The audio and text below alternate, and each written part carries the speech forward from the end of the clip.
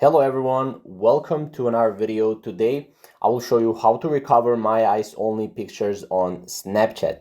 Now the first thing you have to do is you have to go to your camera, go to your gallery right here, and as you can see we have my eyes only right here, which is in this right section. We also have a passcode, right? If we go in, we don't have nothing here yet. So let's add a snap. So we have one snap here. What we can do is we can go to that snap, go to three dots up in the corner, in the right corner, and then we can hide snap, click my eyes only. We can move it there, right?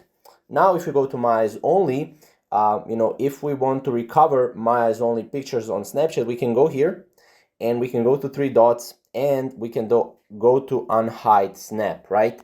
Now this will recover snap in snaps again, right? And it will recover my eyes only pictures on Snapchat. Now this can be done on iPhone and on Android as well. If you have any questions regarding this, I know there will be some questions. Comment down below and I'll answer the questions. But yeah, thank you guys for watching and we'll see you in the next video.